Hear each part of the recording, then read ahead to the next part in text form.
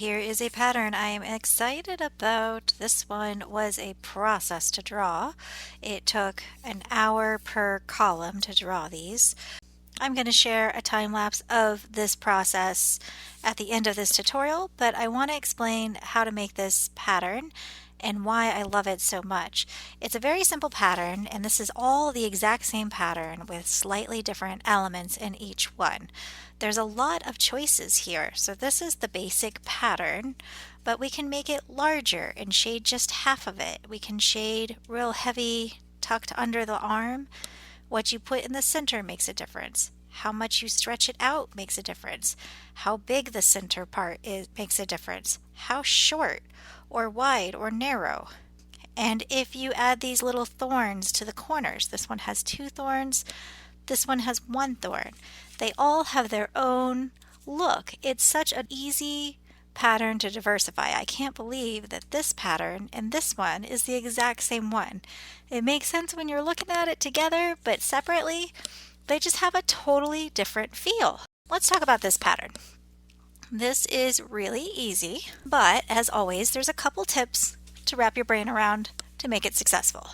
So what I love about this pattern is it's very easy to simplify or dress up to give it completely different looks.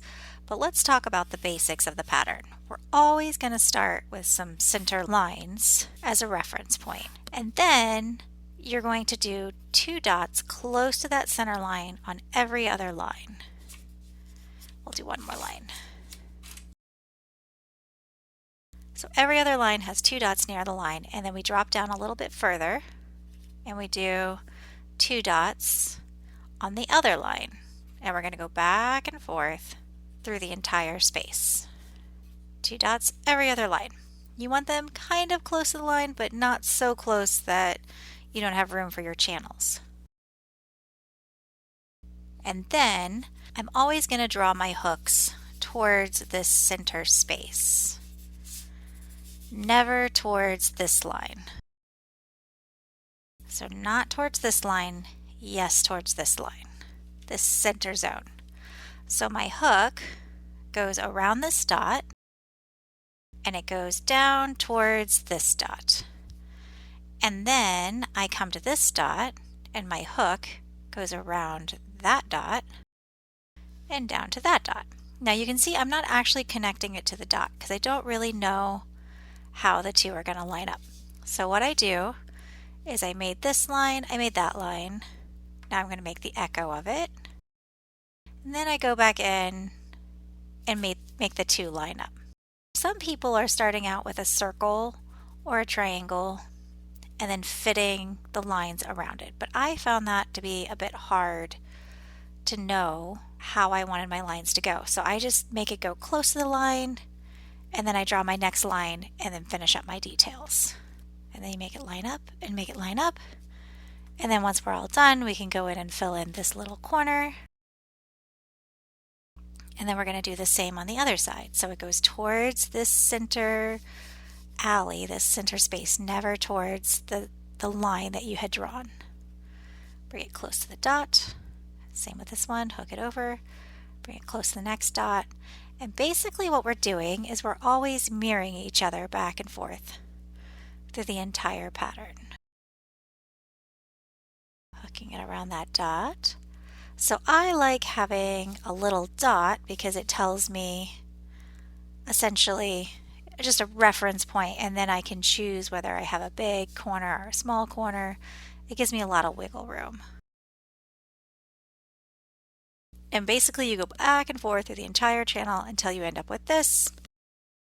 And then I found that it's really good to shade right in this area of all of your panels.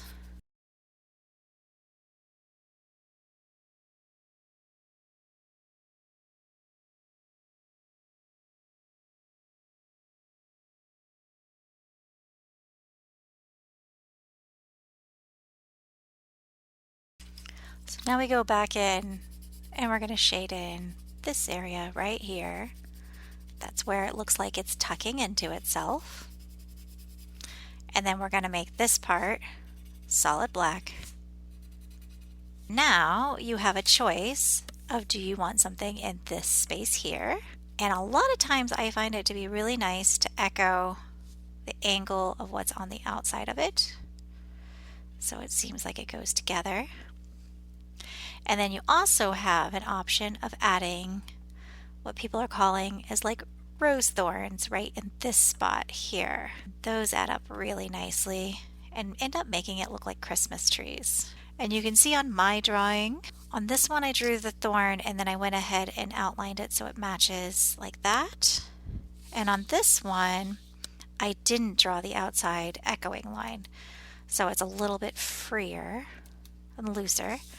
And this one I actually traced it. Oh, that one didn't have a thorn. I thought it did. Never mind. So 1 thorn, 2 thorns. Gives you an idea of the option with the thorns. And the center, as you can see in my drawings, they can be small, very light, or they can be really big. And it can change how the entire piece looks.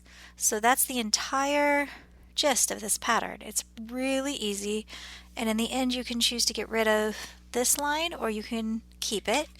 A lot of people liked using that to indicate like a page turning, like it's got some 3D volume. So you would start really dark right on that line. This would be all light, and this would fade into a brightness, and you would add a little dark right here too. So there's a lot of room for dramatic shading if that's what you're looking for. And the shading can really change how the entire thing looks as well. So that's the pattern. Now I'm going to do a sped up version of drawing it all the different ways so you can kind of see the same thing happening over and over and how these choices affect it.